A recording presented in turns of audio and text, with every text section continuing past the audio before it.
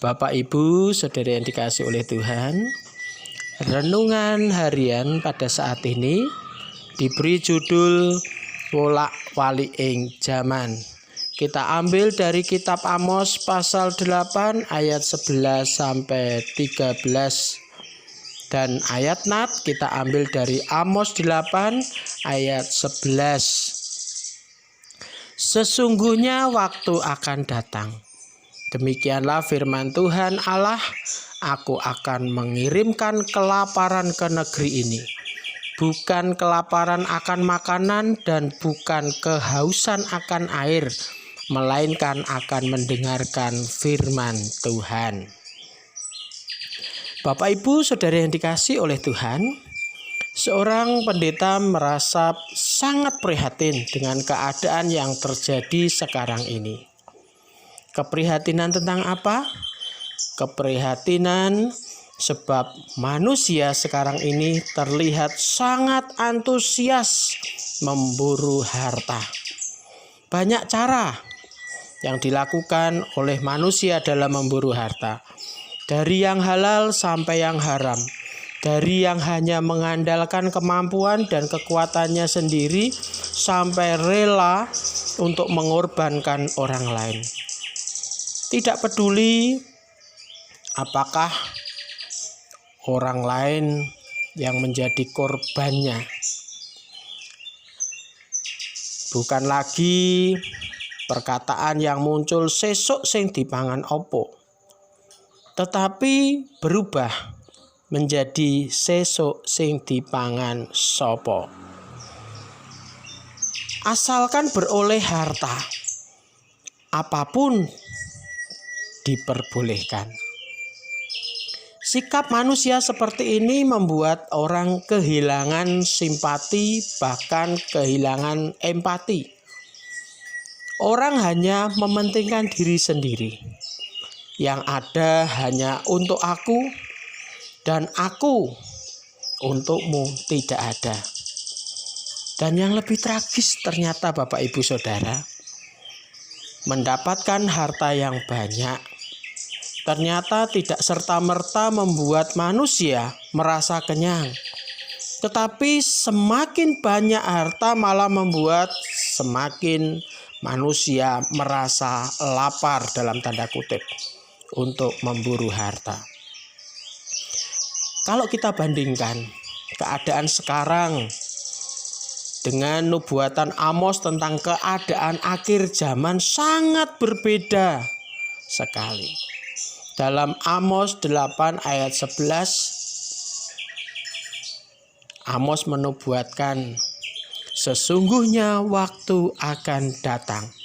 Demikianlah firman Tuhan Allah, aku akan mengirimkan kelaparan ke negeri ini.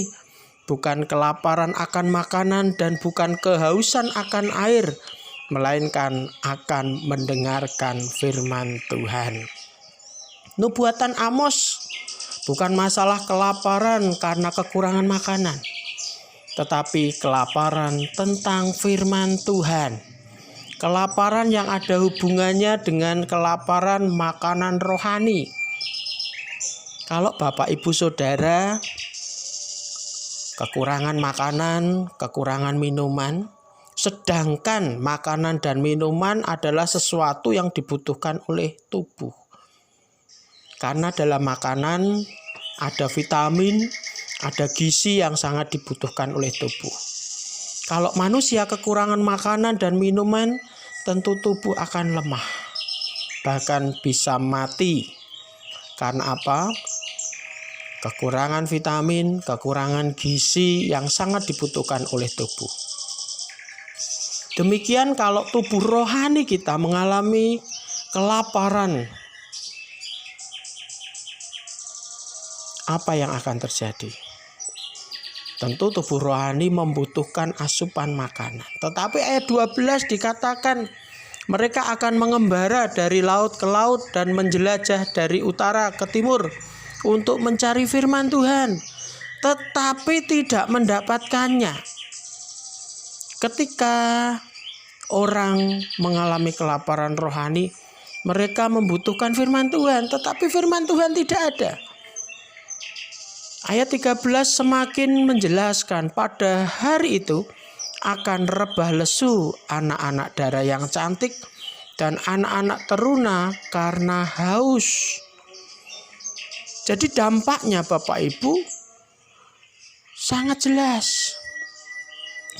Ketika orang mengalami kelaparan rohani dan tidak dikenyangkan oleh firman Tuhan, manusia akan mengalami kematian rohani. Dan lebih parah lagi, kematian kekal. Oleh karena itu Bapak Ibu, sebagai orang yang percaya kita harus sadar bahwa zaman itu tidak selalu sama. Orang Jawa bilang ada wolak-walik ing zaman.